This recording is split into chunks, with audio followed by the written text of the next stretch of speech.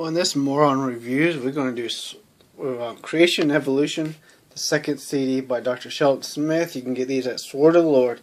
Dr. Sheldon Smith is, of course, the head of Sword of the Lord. Feel free to like, subscribe, dislike if you choose. Free to watch my other videos. Free to watch the first one. The third one would be put up Thursday. Friday would be put up, but feel free to check the description, follow it to my website, feel free to watch any of my other videos. But anyways, these are actually pretty good to listen to because they're freaking hilarious. You won't believe just how funny this guy is because he gets so much wrong. You have somebody who knows nothing about science discussing science. And the last one he mentions is that Dwayne Gish, and we discussed him a little bit. He's famous for his Gish Gallop, but not only that, which I mentioned, he was the Gish Gallop. Where basically you say a bunch of things that are wrong, but you do it in such rapid succession. When your opponent has to speak, they have to spend a lot of time correcting your nonsense, so they really can't go over their stuff because you pretty much have already screwed everything up purposely. Not only is Gish known for that, and obviously Sheldon Smith probably just doesn't know. He's also famous, and you can check this out. Aron-Ra, A-R-O-N-R-A. Aron-Ra Destroys Big Daddy track. Check that out on YouTube. Basically, Dr. Dwayne Gish, who has a degree in biochemistry from Berkeley, was given a fossil of a transitional species. At one time, he said it was fully human. He was given that skull cap again a few years later, and he said it was 100% ape. And of course, Sheldon Smith doesn't believe we're apes, although he seems to accept that we're mammals. He thinks that, of course, we evolved from protozoa and amebes, and protozoas and amebes are found everywhere. He obviously doesn't know the difference between protists and bacteria and these things. He has no clue. Protozoa and parameciums and amebes are not bacteria. Evolution doesn't say we evolved from them, but he claims evolution believes that. He uses the term evolutionist, which has no meaning. He mischaracterizes a lot of words and the word theory. He also does go crocodile. There's no half aardvark and half this and nonsense like that. If you ever found that, that would disprove evolution.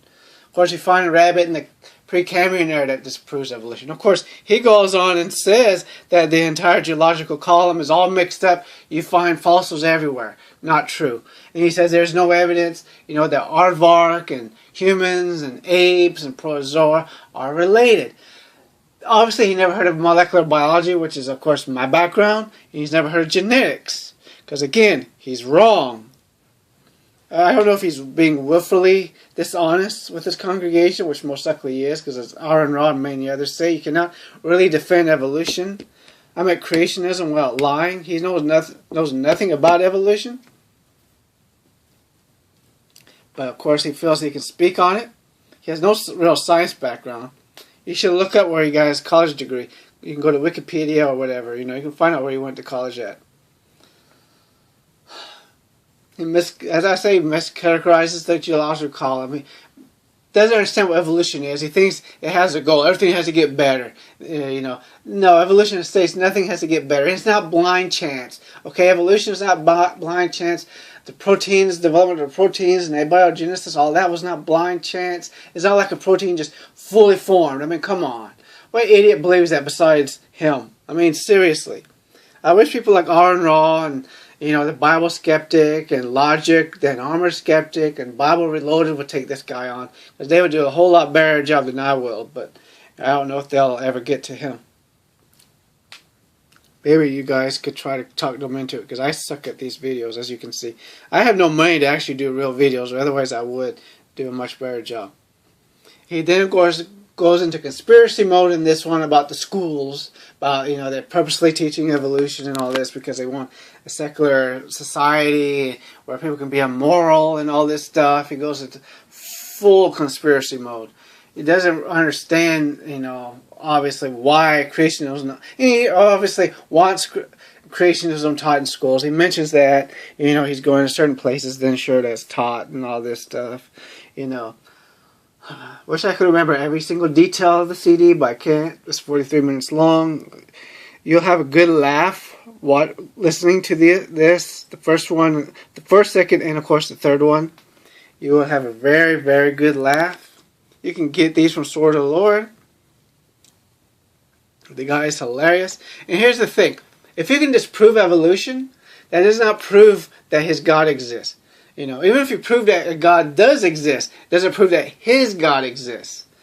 Not only that, it's worth his Nobel Prize. If you can disprove evolution, you're guaranteed to get a Nobel Prize. You're guaranteed a lot of money. Scientists will love you and adore you for disproving evolution. You know why? Because that's more research money they get. Because now they have a new... Well, you just overthrown one idea of human origins of life. Now they're going to get money and grant money to find out how life originated. They have to come up with a whole new theory or hypothesis that they would hope develops into a theory. And that's so much money for them to make. They would love it if you could disprove evolution. They've been trying for 150 years.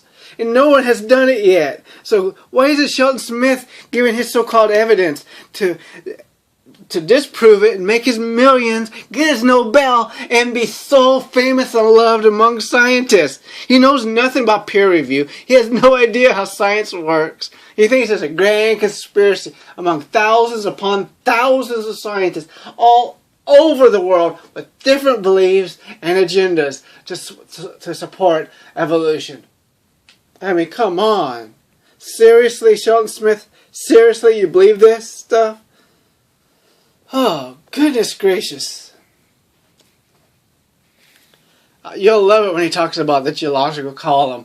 He discusses carbon-14. You know, carbon-14 was all the rage, but now it don't work. This piece of wood on my table, you'll get one reading of it being last week and another reading millions of years.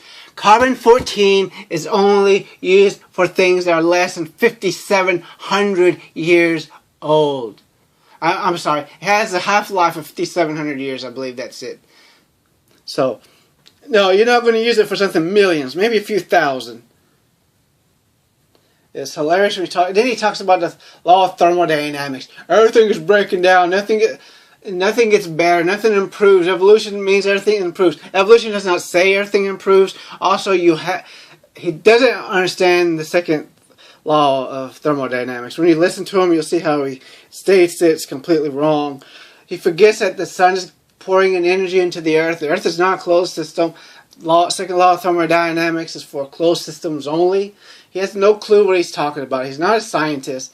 And Dwayne Gish only has I believe it was 14 published previewed works. So you can't really count him as a real scientist.